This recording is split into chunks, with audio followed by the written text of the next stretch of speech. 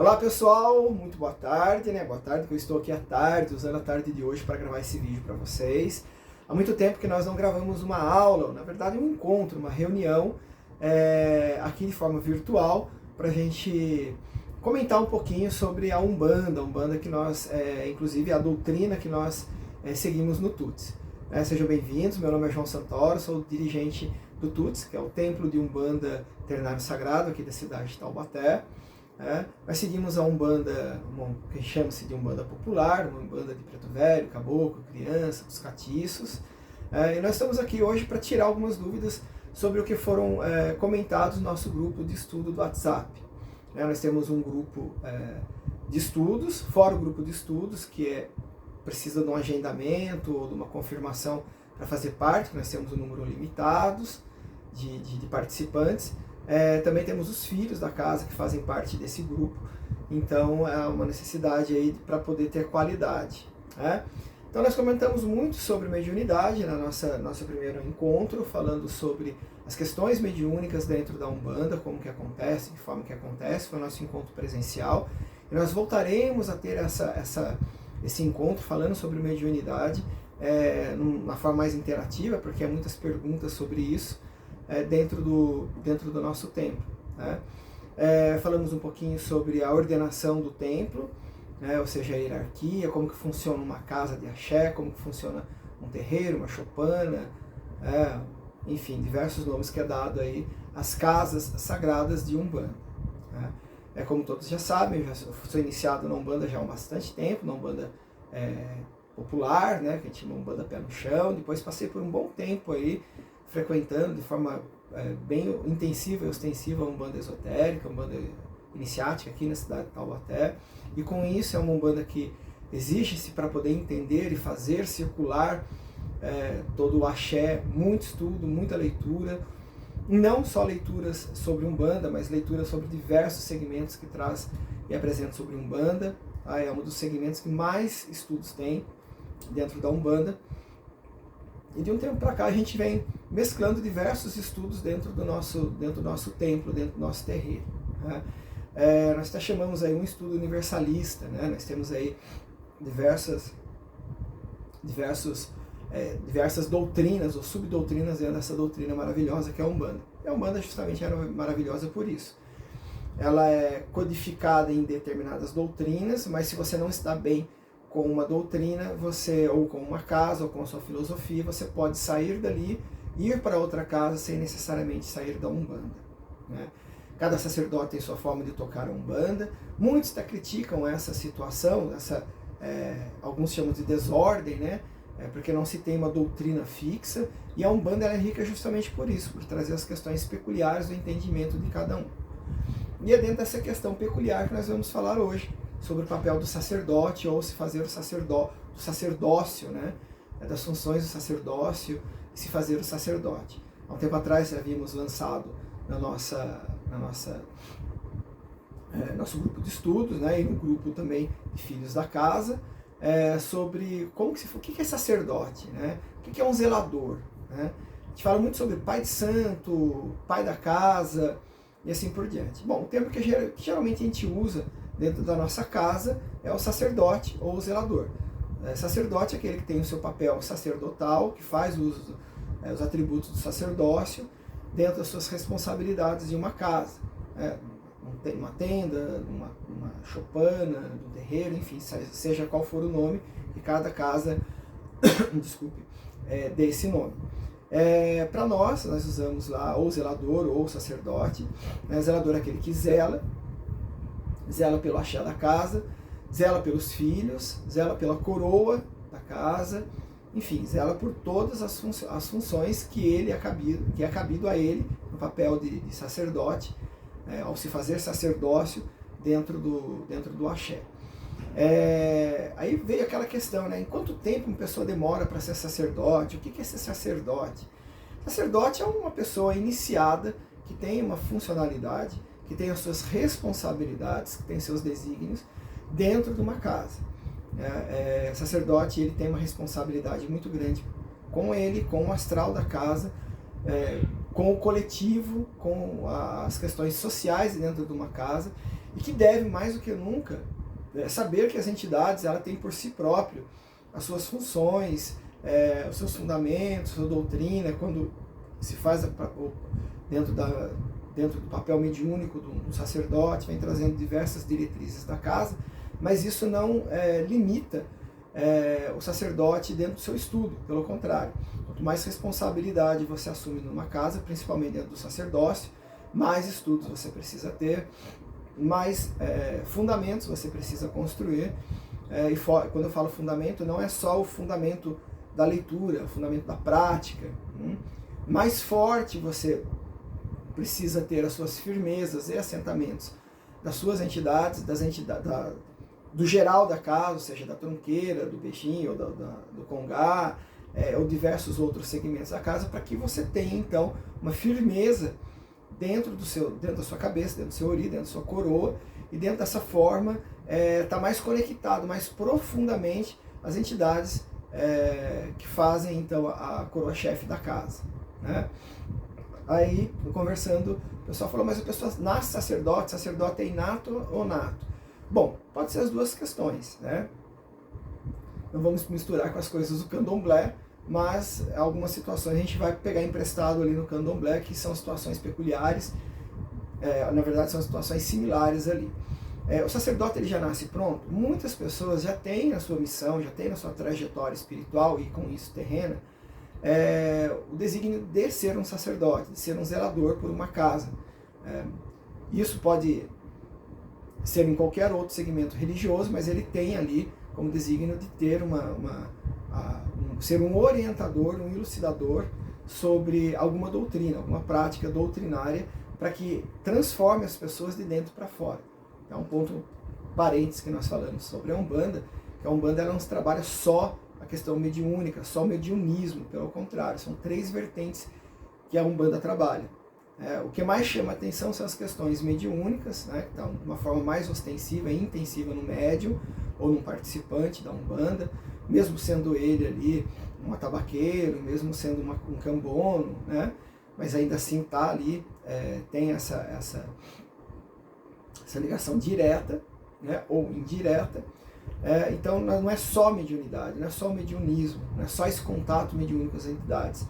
A Umbanda ela também traz, né, a força das entidades, uma casa séria, uma entidade de lei realmente, ela traz ali essa força magnífica, essa magia intrapessoal, onde vai transformar o médium, transformar um trabalhador, transformar alguém da seara da Umbanda, da casa que ela frequenta, como um médium bem-sucedido. O que é um médium bem-sucedido? É um médium que tem conquistas terrenas, que tem a vida perfeita. Primeiro, o que é a vida perfeita? Todos nós nascemos com alguns aprendizados a passar nessa vida. E muitos aprendizados, muitas vezes a gente nega e vai ao colo da Umbanda pedir para que as coisas não aconteçam do jeito que estão acontecendo. Poucos são aqueles que vão pedir forças para aprender com aquilo, para então aprender aquela lição e ensinar, repassar aquela lição daquele aprendizado para os outros. Mas voltando sobre essa tríade, essa triparte aí, né, sobre o que traz a Umbanda. Então temos as questões mediúnicas, sim, né, não o mediunismo pelo mediunismo, mas a prática da mediunidade, estudada, fundamentada, alicerçada, assentada muitas vezes, ou firmada, né, dependendo de casa para casa, doutrina para doutrina, de escola para escola, para segmentos filo-religiosos dentro da Umbanda, para subsegmentos. Um dos papéis, outro papel importante da Umbanda também é essa transformação, essa reformulação, essa reforma íntima.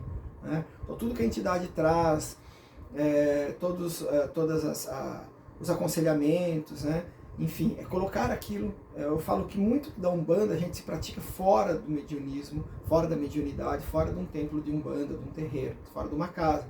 A gente se pratica no dia a dia, sobre a tolerância, enfim, sobre os diversos ensinamentos que a Umbanda nos aplica, que nos direciona, e que as entidades também trazem ali para esse segmento. E o outro fator nós temos o fator fisiológico, que está envolvido as questões da mediunidade, o fator psicológico, né, que está envolvido aí as questões de como como que se faz aí esse equilíbrio, né, e essa reformulação, essa força intrínseca, essa motivação para você se transformar o seu caráter, transformar a sua pessoa sempre uma pessoa melhor. Esse é um papel, talvez, um dos mais importantes da Umbanda, que muitos se esquecem dentro de uma casa, né? Muita casa quer ter mais fundamentos que a outra, mais assentamentos que a outra, um congá mais iluminado, maior, e se esquece que o grande maior templo da sua alma, do seu ori, é o seu corpo terreno, enquanto estamos aqui nessa encarnação. Então, é o maior templo que deve ser cultuado e cultivado, a forma do propósito, do caráter, do amor, da caridade, enfim, ou do amor próprio, é o nosso templo, somos nós. Então, é um templo, sempre eu falo para os filhos da nossa casa, né? Filhos, são templos dentro de templos. Como assim, zelador? Como assim, sacerdote? Né? Como assim, João? Toda pessoa que chega ali é um templo, ele deve entender isso. Então, ele tem 3 fatores importantes ali: o fator mediúnico, o fator físico, fisiológico, e o fator psicoemocional.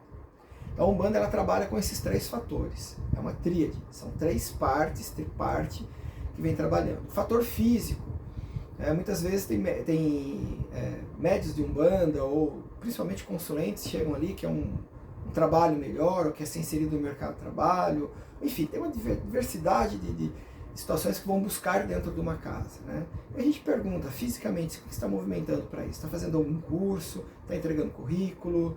Está se tornando evidente no mercado de trabalho? Enfim. O emocional, muita gente chega a um terreiro, chega a uma casa, pega uma entidade, despeja no colo dele algumas situações que ele quer que a entidade resolva por ele. A entidade vai ajudá-los a resolver aquilo, mostrar caminhos. Algumas situações as entidades vão ajudar, sim. Eles percebem que tem uma obsessão, uma perseguição espiritual, e aí quando se faz a manipulação energética, a magia dessa desobsessão, dessa possessão, então as pessoas acabam tendo mais uma calma no ori, na cabeça, acabam pensando melhor, e com isso, então, é uma parte puxando a outra. As 3 partes são muito importantes, né? A gente não pode esquecer disso. Então, voltando ao papel do sacerdote, né? Quem é um sacerdote? O sacerdote, ele não é um cara perfeito, ele não é Deus.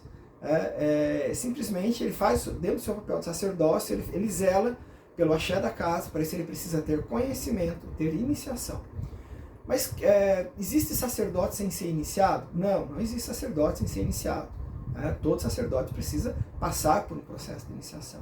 Mas tem muitos sacerdotes que são excelentes ali, e a gente sabe que eles não tiveram um pai de santo, não tiveram as entidades que iniciaram ele. Pode ser feito? Lógico que pode.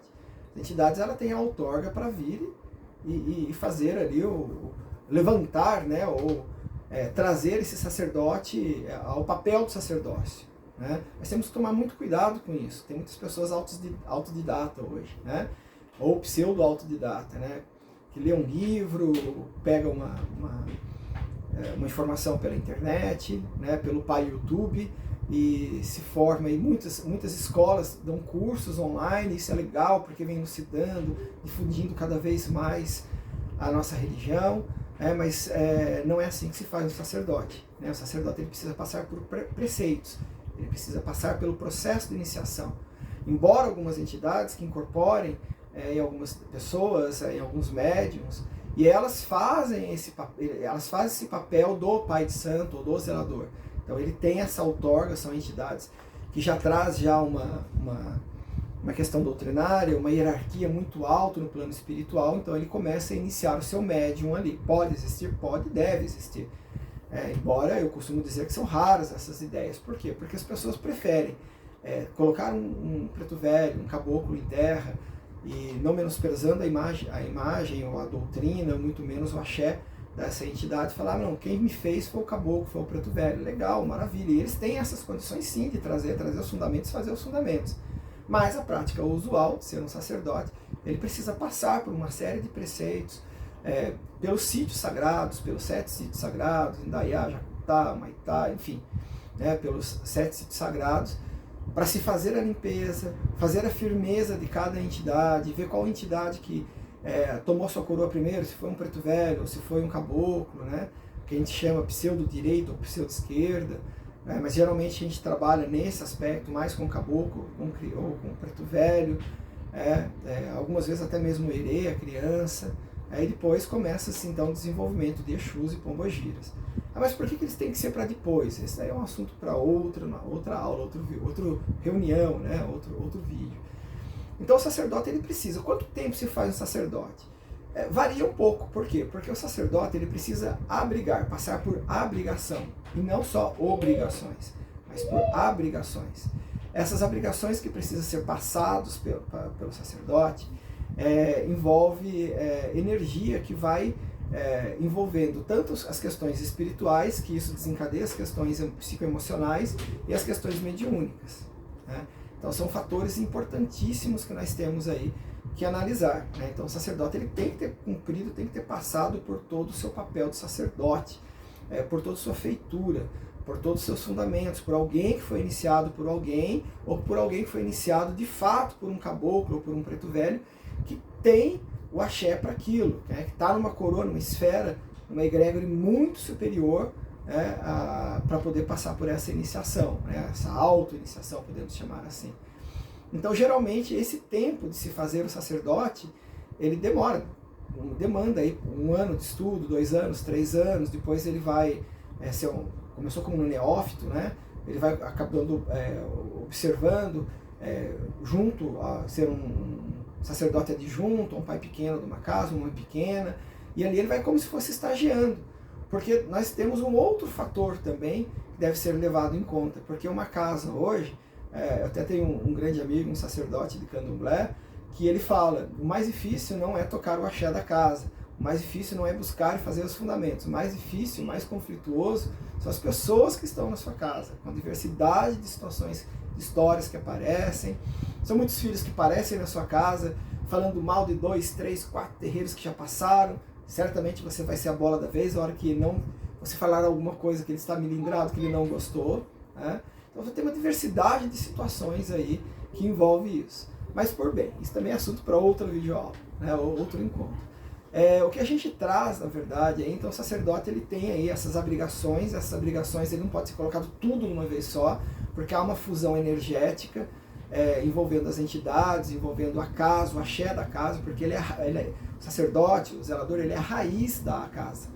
Então ele precisa aí no mínimo 3, 5 ou 7 anos para ser levantado como sacerdote. Tem estudos para ser feitos, livros, apostilas.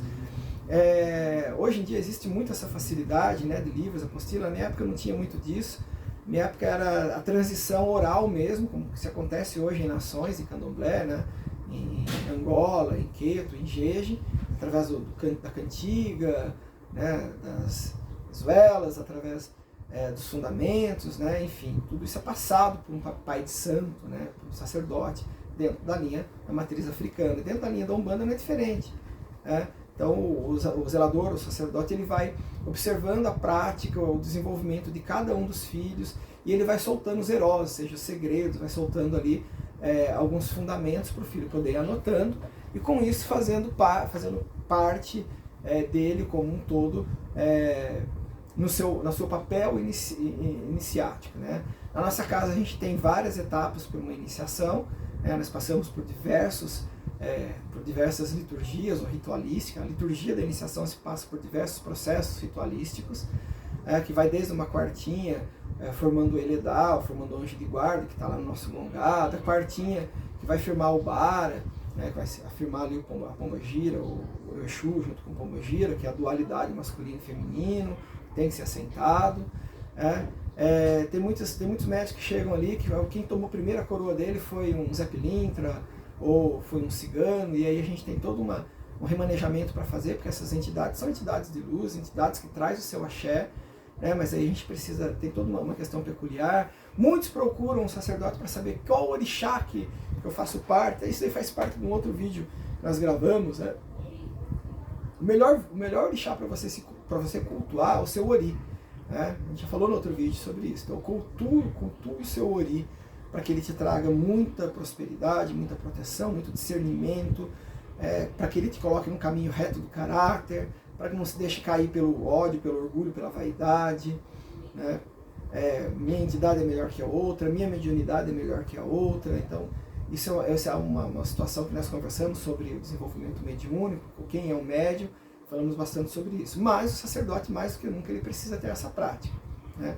O sacerdote, ele não é Deus, mas ele deve ser muito respeitado dentro de uma casa, porque ele é a raiz, não é só o tronco. O tronco, existe uma raiz, então o que alicerça essa raiz é o sacerdote, então ele precisa ser respeitado. Ele tem suas funcionalidades, sua função na casa. Não é que ele não possa varrer um chão, lavar um banheiro, não é nada disso, né? Mas cada qual filho de uma casa tem que ter suas responsabilidades na manutenção física, na manutenção espiritual, né, dos atendimentos, e o sacerdote tem a função dele ali dentro, né? E até mesmo de um aconselhador, né, ou seja, de um conselheiro, né, passar os aconselhamentos aí.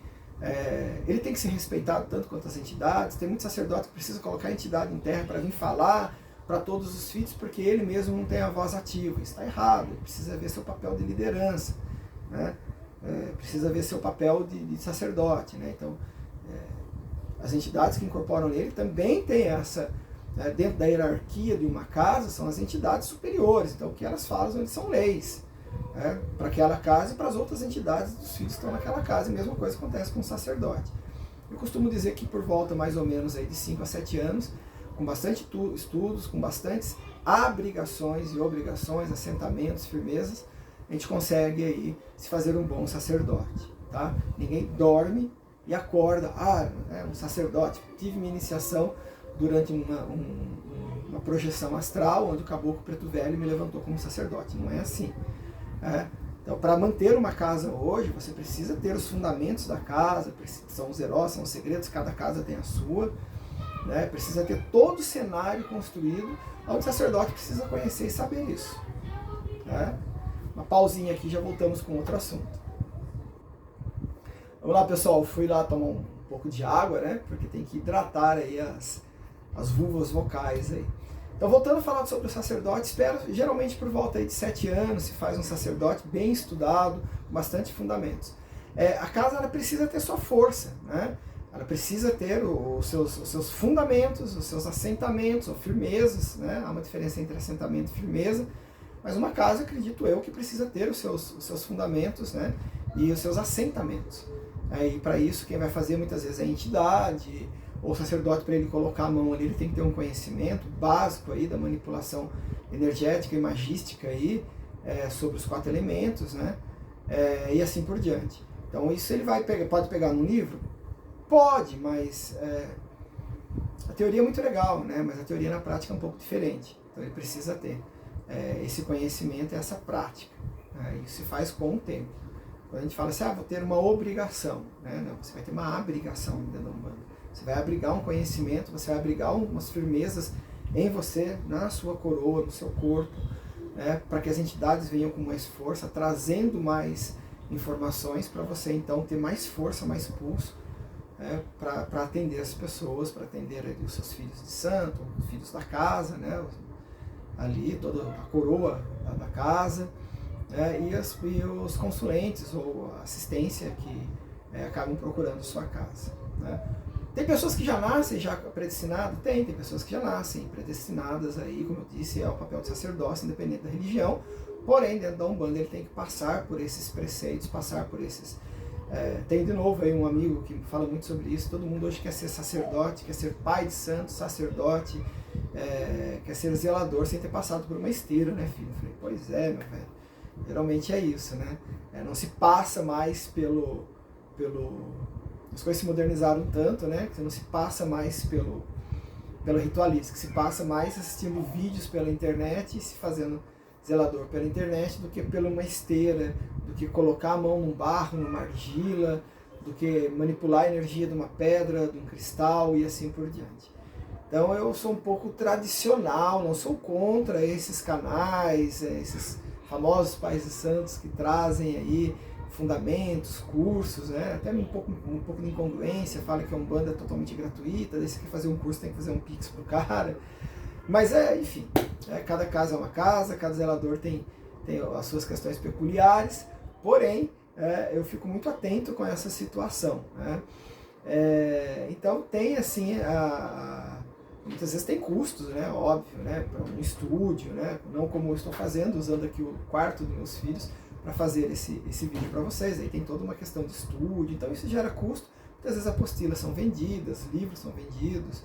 Eu não estou falando que eu sou contra comércio, qualquer tipo desse comércio, né, mas sobre a incongruência, que muitas vezes tem diversos sacerdotes aí falando que Umbanda é gratuita, é caridade, e no finalzinho lá ele vem vendendo o curso dele. Né? Bom, mas vamos lá. Estamos para falar da vida de outro sacerdote, nem o papel do sacerdócio de outro sacerdote, mas vamos falar sobre o sacerdote, como que ele é iniciado. Então, cada escola tem, né, a Umbanda esotérica lá tem os seus graus de iniciação, a Umbanda popular tem os sítios sagrados, né, ou seja, os lugares sagrados dos orixás, né, que são feitos a ritualística, que são feitas as abrigações energéticas ali, para as entidades virem com mais força, para o médium ter mais força, para enfrentamento. Porque estar à frente de uma demanda de uma casa não é fácil. Né? Ter um conhecimento, um fundamento para ajudar um filho da casa, ajudar um assistente, uma assistência, não é fácil. Não é só dormir, deixar a entidade vir, fazer o que ela tem que fazer. Isso é muito bom, é fato, a Umbanda também tem isso. Né? Mas e daí? O sacerdote ele tem que ter o seu conhecimento também, tem que ter a sua formação. Né? Então, se nasce sacerdote? Sim, nasce predestinado a isso, mas precisa passar pelo processo de iniciação. É como no candomblé, né? Um abiaxé, alguém que estava dentro do ventre da mãe e passou pelo processo de iniciação no candomblé, ele é um abiaxé, né? Então não é que ele nasceu feito, tem todo um processo de iniciação em cima. Tem a feitura? Tem, mas tem o processo de iniciação, né? Tem os anos a serem pagos, assim por diante. A Umbanda tem pessoas que já nascem com esse propósito, mas também tem essas situações aí, como eu comentei, que precisa se passar por essa obrigação. As pessoas hoje em dia confundem muito Umbanda com Candomblé, Umbanda, Candomblé, mas elas estão muito próximas hoje. Essa fusão é quase que impossível da gente conseguir aí separar, porque são caminhos que andam-se muito juntos, né? Tem alguns segmentos de Umbanda que estão mais ligados ao catolicismo, outros que estão ligados mais às linhas kardecianas ou kardecistas, outras que estão ligadas mais às linhas esotéricas, né, hermétricas, e as outras ligadas às linhas mais do candomblé, que levam mais às questões do Molocó, porque o Molocó é uma nação de candomblé, que depois foi se passando por uma transformação e trazendo então para até o que se fala hoje sobre um Umbanda Molocó, né? Que é assunto para o nosso próximo encontro. Né? De um vídeo nasce vários outros vídeos, a ideia é essa realmente. Um sacerdote, como eu disse, ele precisa ter o seu respeito, impor o seu respeito, ter o respeito dos seus filhos. Tá? E eu acho que sobre o sacerdote é isso, gente. Que eu tinha para falar para vocês hoje. Nosso próximo encontro a gente vai falar aí sobre a ritualística da casa, né, de uma casa. Não é uma ritualística engessada, é o que a gente toca dentro do Tuts. Né, e trazer aí algumas outras funcionalidades sobre cargos da casa, e assim por diante. Tá? Então a gente falou sobre o sacerdote.